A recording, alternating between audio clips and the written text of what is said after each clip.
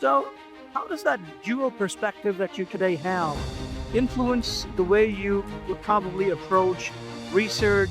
One of the things that the leaders must realize to remain relevant is that their skills are not an AI. Welcome to the LoopLynks Show. Today's guest sits at a fascinating intersection of finance, research, AI, and strategic transformation. Dr. Ashish Kakar. It's really not being given the importance it should be or the right focus that it should.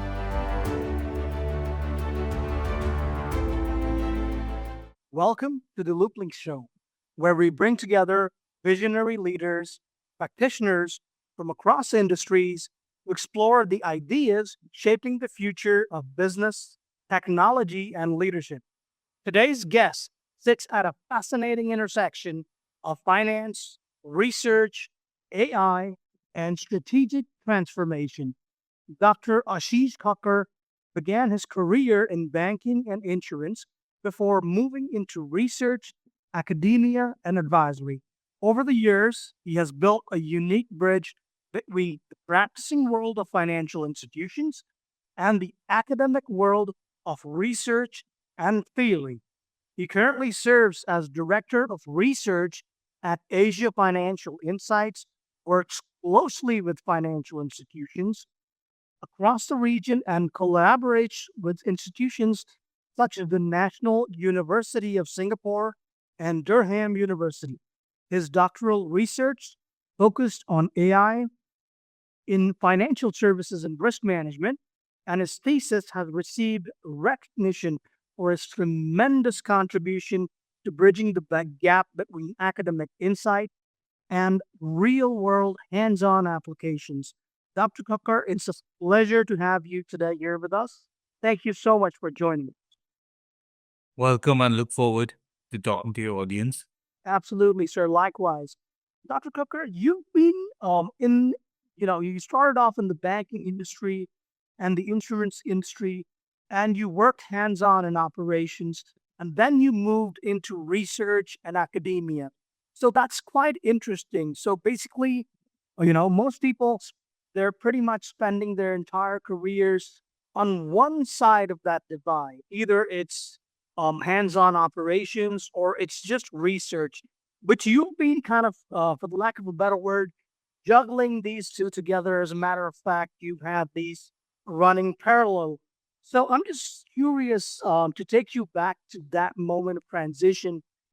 So when you were, Dr. Cooper, when you were working in financial services, what was your realization, sir, that made you feel that there was a gap between how um, the research part thinks about problems and how practitioners, hands-on, actually deal with them every day?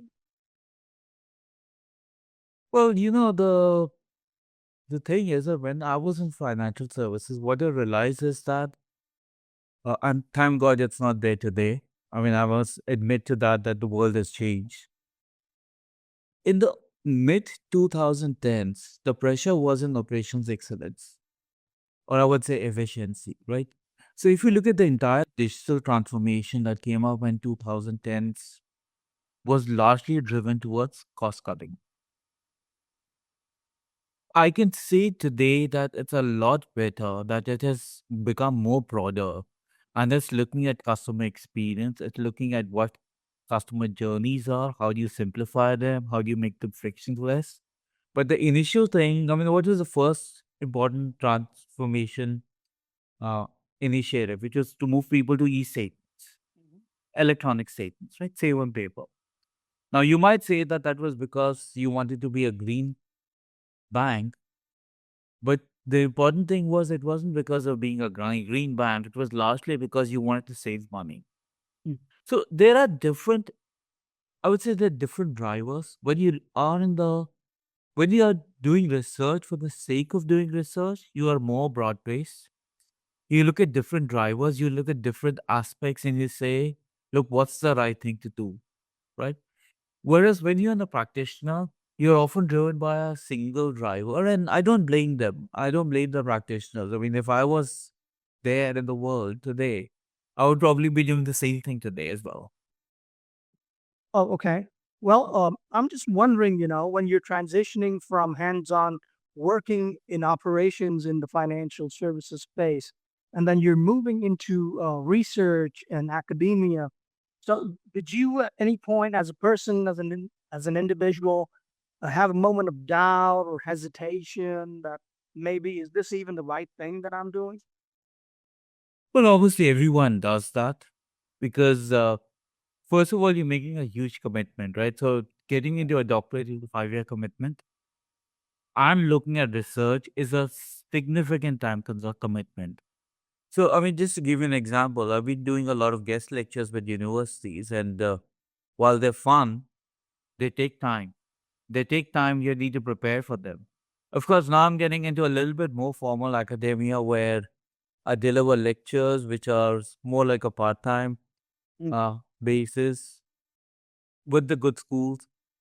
It is fun to an extent that you get to interact with bright minds. It's fun to an extent that when you're doing research, you're always asking the right questions and you're getting answers, which you would not get if you are purely a practitioner. Mhm. But yes, it's a lot of commitment. And when you look at the commitment, it is but natural to hesitate to say, look, I'm signing up for this. What happens to the time I need to spend it with the family? What happens to the time I need to spend with friends? I mean, IPL is going on. Can I watch the latest match? Or will I be looking at something deeper, looking at a certain paper to say whether that makes sense or not? Right, right. Now you describe this very eloquently and beautifully by saying that academics just explain why something should be done, while practitioners actually focus on how that should be done. So when those perspectives are disconnected, do you feel there are certain problems that may occur? And what problems do you feel that can actually create, especially in the financial services industry? See, the biggest problem it creates is that there's a lot of wasted investment because eventually the world comes down to what's the right thing to do. That's my firm belief that the world has a funny way of driving people to the right thing. And an example of that is when you started doing AI for cost savings, and now you're looking at it in a much more broader way. But that's a clear understanding that maybe it's not the right thing to only look at the cost efficiency, but to look at it broader, right?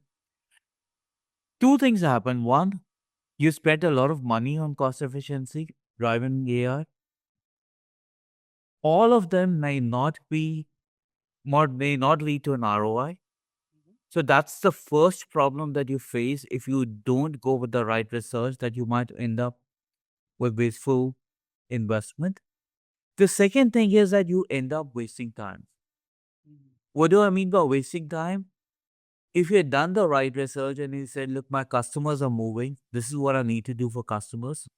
If I do this, I will anyway get the cost efficiencies, but I would also increase my NPS. I would also increase the customer satisfaction, which is going to impact my revenues. Then you would have done it in the first place and not done it after a couple of years when you've realized that that thing didn't work. Right. I mean, So like right now, today I'm being asked by a lot of financial services companies saying, how do we monetize AR? Now, this is after you spend 3 to 4 years in the AI journey. You've actually spent millions of dollars, and now you're suddenly realizing that what you've started with may not lead you to AI monetization. well, that's a lot of effort, time, resources wasted, I'm guessing. Absolutely. So today you're working both with universities and financial institutions at the same time. So in many ways, you're basically, you're sitting in that bridge between theory and execution. So how does that dual perspective that you today have influence the way you would probably approach research, um, strategy, strategic decision making? Does that majorly influence the way you think today and the way you, approach or execute? It actually makes it much better. And that's a feedback not just from me, but that's also feedback I'm hearing across. Because what you do is when you're actually being, when you can merge the two worlds together, Mhm. the academic and the practitioner's world, one, the research that you come out is a lot better. So I was recently working on certain white papers that, oh, I can't name the publishers, but quite a few publishers and quite a few universities asked for them because they said that it's not just the academic world, but you're also bringing in the real world examples. Similarly, when I work with the practitioners and I am able to say that, look, what I'm telling you is not just what I am saying, but it's also been empirically proven. There's a lot more credibility that's attached to it. I think the problem that's coming in today, at least in the advisory world, I would say not just in the advisory world, but overall, is that it's becoming a little bit of a world of opinions. It's what is my opinion, what's your opinion. What I'm trying to do by bringing these two words together is to make it more data driven and more empirical, more fact driven, whatever I'm advising. Now, I'm not saying that everyone is opinion based, and this a significant number of senior leaders who are either knowingly or unknowingly basing the decisions on facts and research, although they don't know it. But if you can just do it formally, then that ensures that you stick to the path all the time. Absolutely. I mean, I'm guessing that saves a lot of resources, time wasted there. Um, better not going with opinion. So you're describing yourself as someone, you're heavily focused on transformation within financial institutions. And over the years, I feel that transformation is kind of a buzzword. It's kind of jargon that everyone uses and likes to just throw around out there. So they don't really fully understand what that means. So, doctor, from your perspective, when a financial institution or a bank actually or truly transforms, what noticeable changes can you identify? Well, in financial services, the problem is some projects are what you call a pet project. Mhm. They're hobby projects. Now, my view is that for transformation to be real, it has to make a positive impact. What do I mean by positive impact? There are only three metrics that matter to in a financial services world. It's either your risk is becoming important, is becoming more sustainable, you're able to reduce the risk.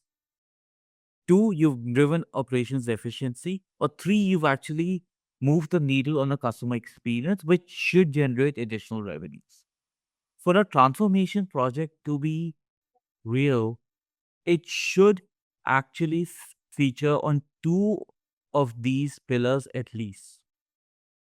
And in my view, one pillar should by default be risk because risk is default for a financial services institution and it should either be cost optimization or I don't call it cost efficiency because I think efficiency is the wrong word. It should be cost optimization.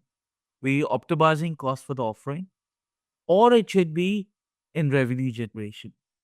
Till the time a transformation project leads to these objectives, it has succeeded.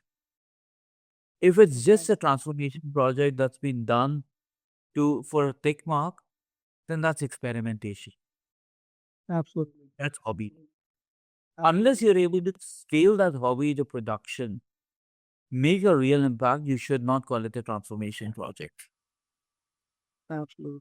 Right. The actual bottom line impact would be the defining factor if you have truly digitally transformed or not. Now, if I was to ask, amongst risk management, customer experience, efficiency, and all that, if you were compelled to choose just one of those factors, which one would you choose and why? But financial services is a risk management business. Unless you're able to manage your risk, you don't have a customer trust. You can look across the banking history. You can see the number of banks that have failed. They all failed because of one reason. Mhm. People lost trust in them. Yes. Whether it was Lehman Brothers or which led to a GFC, why people lost trust in the banks. Or even recently, the Silicon Valley Bank, there was a run on the bank because people lost trust in it. Risk management is the default pillar that every bank needs to focus on. I would say probably even bigger, even every insurance needs to focus on, because insurance, the risk tends to be a little different. It could be either a short term or 1 year risk for a general insurance, or it could be a longer period for a life insurance. For me, that's the default. Now, once you've got the risk management in control, the question is, what do you build on that? Do you build the project for to drive greater operational or cost optimization, or do you drive it for to get more revenues? That's the choice that you have. And I would want to add that one of the risks that's emerging, which I don't see people really focusing on, is climate risk. That's going to be massive, and that's one risk which either we control it now, or we handle it now, or address it now, or in later it could be the one that could really create an existential threat for us. Right. It could potentially metastasize into something more catastrophic, no doubt about it. Um, from your perspective, Doctor, um, when you look at a certain institution that's going, or where digital transformation is underway, so uh, are there certain signals that you can say that, hey, the transformation is actually happening. It's real, and it's not just a bunch of words, and not just a narrative or a strategic initiative. It's actually taking place. Is there something that truly indicates that? Well, you need to set up a set of metrics, and those metrics need to be externally facing. So, what do I mean by externally facing metrics? You could have a lot of metrics which say, "Is my project in green," which is an internal metric, right? That just does nothing for the customer. That does nothing for the bank in the market. Ideally, what we've seen is that with whoever has succeeded in transformation has set up an external facing metrics. Now, I'll give an interesting example, right? Recently, I was talking to a bank in Taiwan who decided that the success of their sustainability program, and they run a massive sustainability transformation program, would Okay. be valuation. So, if they run a sustainability program and the bank's valuation increase, they would treat it as a success. Similarly, the other banks I worked with, whose only metric is if I'm doing something on customer satisfaction or customer experience, is my CSAT, which is customer satisfaction score, or alternatively, some banks measure what you call as NPS, which is Net Promoter Score. Is that improving? In all these cases, what you've actually done is you've actually taken an external facing metric. Yes, Right. there could be cases where you need to pick up an internal facing metric, which could be the case in, let's say, in risk management, whether your fraud basis points are improving. Sorry, I said not increasing needs bad. Improving is the right thing to say. Or you could have something that says, is my employee satisfaction increasing? But whatever way, it has to be something which involves a third party. You should not be measuring your own transformation success. You should measure it from the eyes of a third party. Right. A third party, a neutral party, I'm guessing. Right. Absolutely. Doctor, another interesting point that you raised around digital transformation is that pretty much all organizations are saying they're undergoing that transformation. Yet a lot of these initiatives are failing to deliver some real impact. Where do you feel that most financial institutions and organizations they're failing? They're probably not doing it the right way. Well, first thing is that digital transformation is becoming hygiene. The moment things become hygiene, it becomes a utility. And utility really does not generate value. Now, Rather than to look at it as digital transformation, you should look at it as a customer journey and say, what part of the customer journey would give me that additional revenue or cost optimization boost? And look at those parts as the ones that you would want to change or transform. I'll give you an example, right? So I was speaking with a chief operating officer a couple of days ago, and we were talking about AI.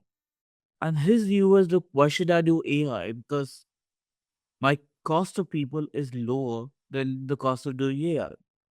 Now, from his perspective, that's the right answer because you're looking at cost optimization and you're saying, my cost of people is lower than the cost of doing AI. But if we turn it the other way around and I say that, look, people can make mistakes. If you automate the process, and I will not say AI because AI still has hallucination. If you automate the process, you get to a much better customer response all the time. Would you prefer that or would you prefer customer complaints? That changes the whole equation. So you have to basically, I think, where the institutions are going wrong is that they're not able to identify those 10 use cases that can actually make a difference to either the bottom line or to the top line. And believe me, they're not going to be more than 10. I mean, I've looked at those tomes which contain like a 10,000 use cases for financial services. They're not real. I mean, they could be marginal use cases. The real ones are going to be probably not more than 10, in my view. Okay. Doesn't that sound a little bit like a lack of long-term perspective? It's not long-term perspective. I think you need to kind of change the whole perspective and start looking at things as IG. So let's take a look at mobile banking, right? Today, do you expect to bank with a bank which does not have mobile banking? No. Yet mobile banking was transformation 10 years ago. 10 years ago, the banks could go to the market and say, look, I have a mobile app. Today, everyone is supposed to have a mobile app, right? The question then is, what's the next thing that you want to do on the mobile app?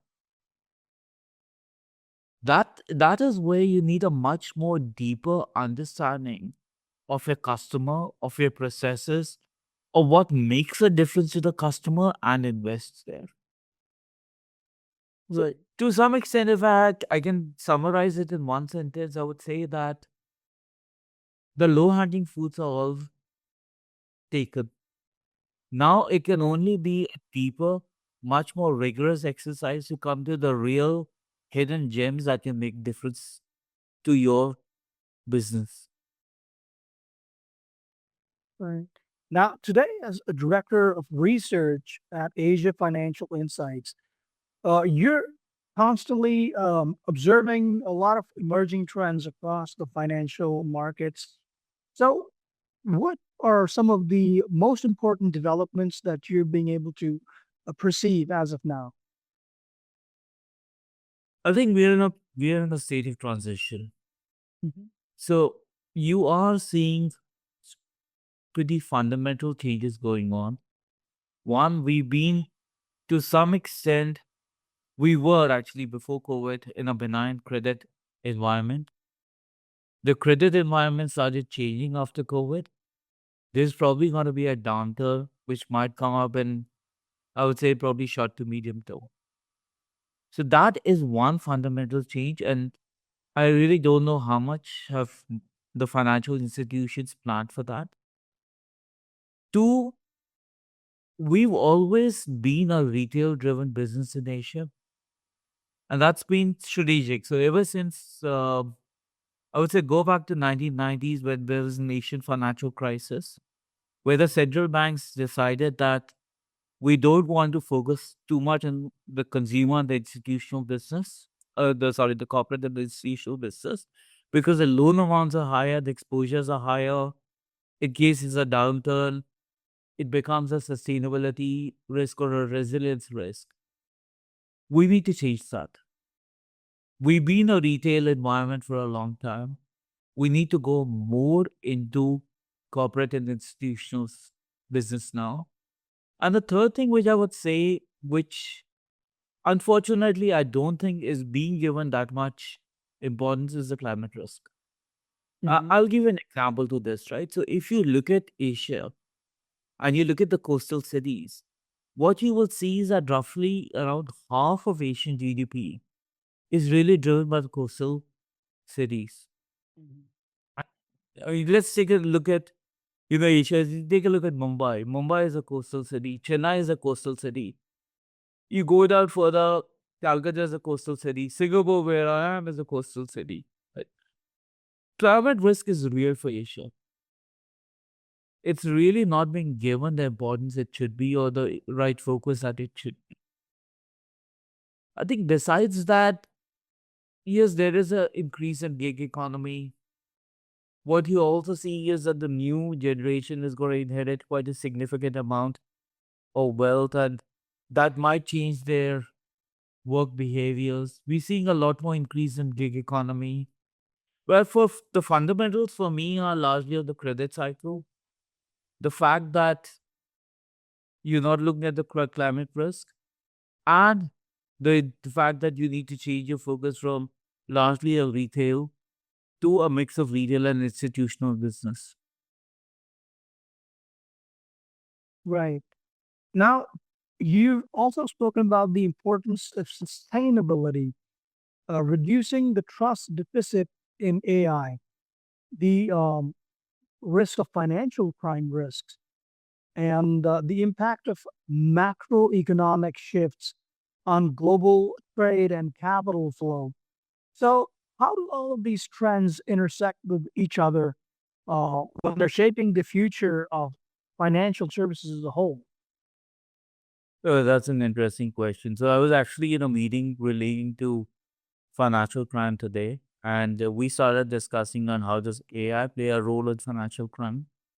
And my view was probably the hackers are more advanced than us because we are at least bound by the ethical AI boundaries. They are not. But it's all, I would say, probably. Uh, I think the elephant in the room or the unknown in the room is really AI. There's a lot of investment that's happened on it.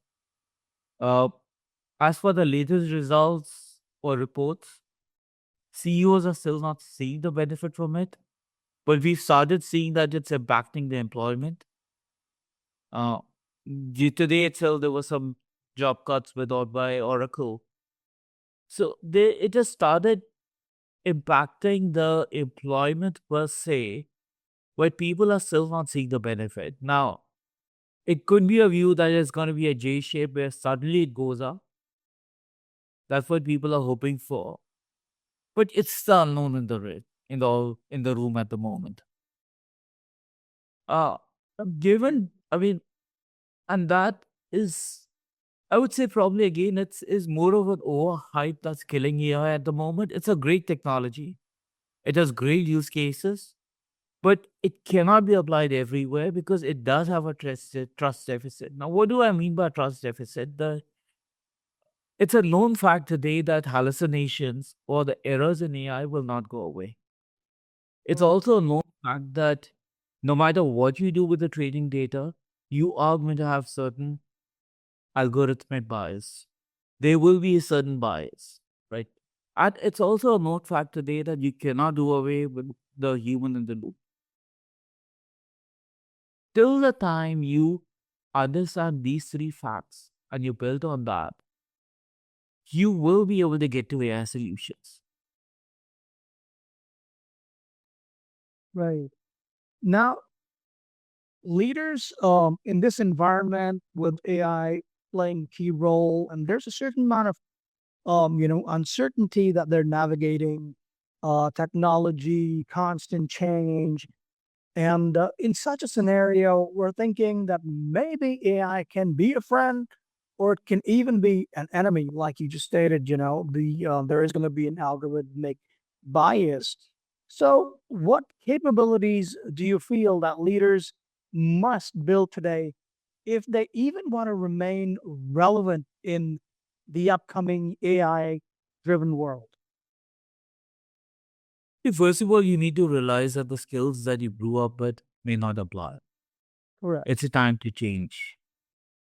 And while it's a time to change, no one can substitute the experience that you bring to the table. One of the things that the leaders must realize to remain relevant is that their skills are not in AI. Their skills is in the practical application of AI. They have enough experience to gauge where AI might work, where it might not work. And that's the role that they need to play. There's going to be a ton of technology specialists coming up. They're coming up every day. Even those guys are now facing a little bit of challenge because technology is moving too fast with them. As a leader, don't try to build your skills in technology. I would say with technology, I would say probably hardcore technology like coding, unless you're in a technology firm. Understand the ability of what the technology can do for you. Your skills really come in application of technology.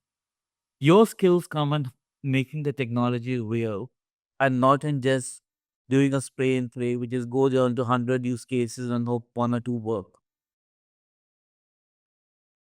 Right.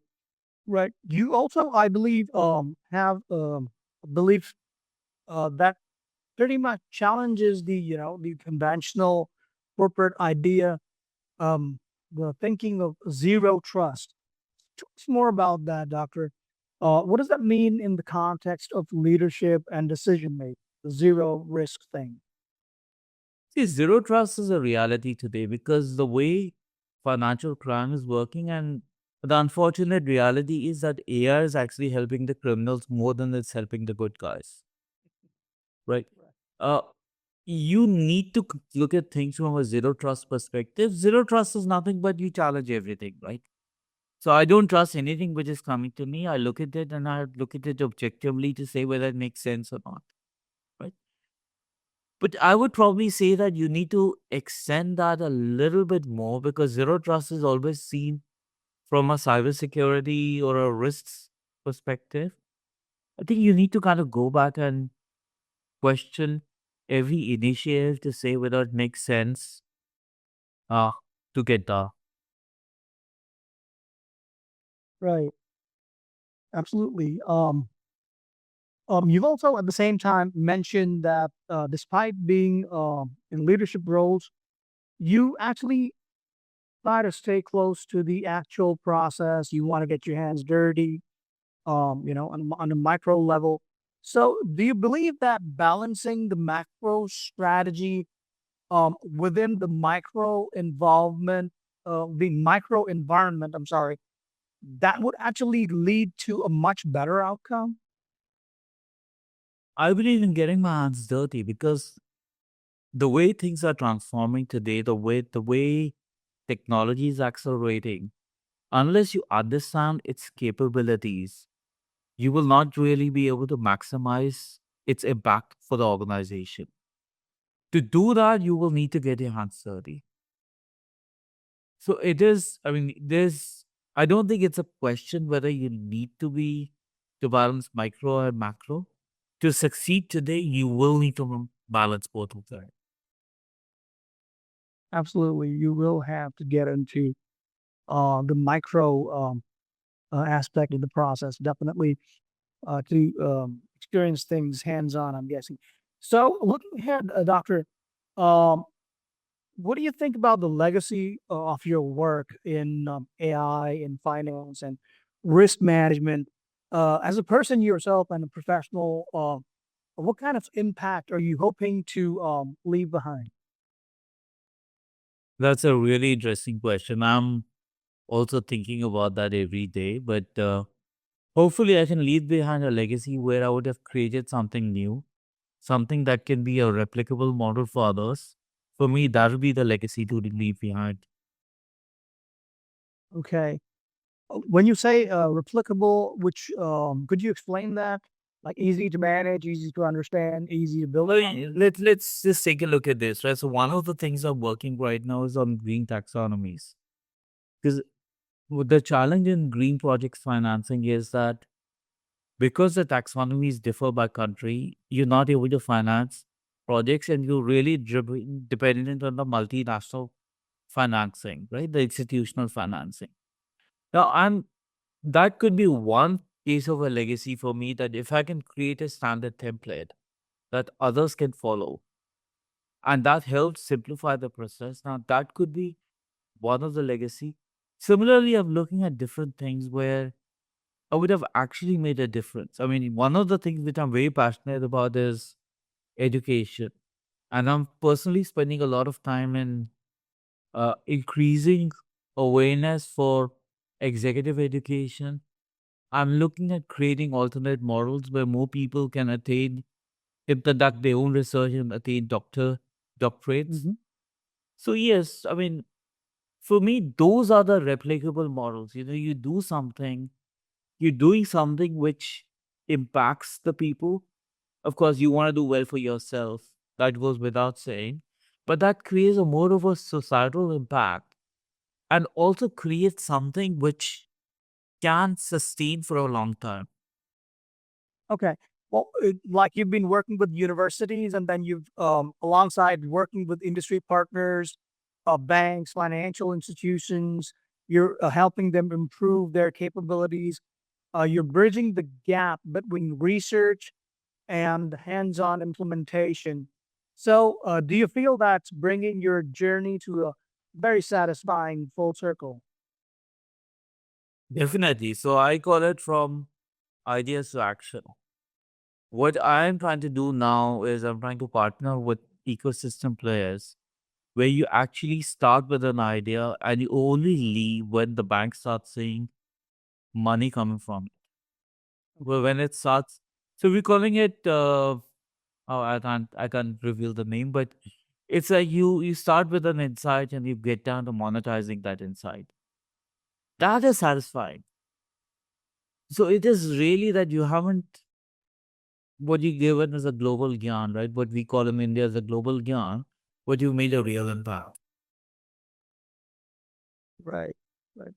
And finally, Doctor, for the leaders and founders and financial professionals today, what is that one mindset shift you feel that they need to make if they and need to make fast if they even want to remain relevant in this rapidly changing world as we see it today? I would say go back to ground zero, which is basically when I say ground zero, take today as the first day for the rest of your existence and say, look, I've been doing things differently for last 25, 30 years. If I had to do things today, what would matter today? It's to some extent, you need to re-gauge your skills, you need to re-gauge your existence, where you are, where you want to be. But that is required today to help you succeed tomorrow. Absolutely, I couldn't agree more. And the latter part of my last question would be, what question do you feel leaders should be asking themselves? But they often are not really asking that question. Is it something they should be noticing and wondering or asking that, maybe this needs to change? Something that they need to really reflect upon, which is broadly missing. Well, the question that I tend to ask myself is what value am I bringing to whoever I'm working with every day, right? Because you could have brought a lot of value. You can still, and I'm sure leaders can still bring in a lot of value. They have the skills with them, they have the experience with them. It's just that what you're doing is not really adding value to what you want to do. Wonderful. Well, Dr. Kakar, it's been really wonderful. It's extremely insightful talking to you today. Thank you for sharing your experience, your perspective, your opinion. Thank you for that. Your journey basically highlights something extremely important. It's incredible that basically the future of leadership is in bridging the world between research and practice. And now these have been operating separately for a long time. especially in technology, governance, innovation, responsibility. So, to everyone listening, there's one takeaway that we can definitely have from this conversation is that the world is constantly changing and it's not going to be stopping for you. It is evolving. So, the only leaders that will succeed are the ones that remain curious, adaptable, and the ones who are ready for change. Thank you, Dr. Cocker, for joining the LoopLynks show. I hope you too enjoyed the conversation. Um, make I sure did, I viewers, did enjoy it, and thank you for inviting me. well, my pleasure, sir.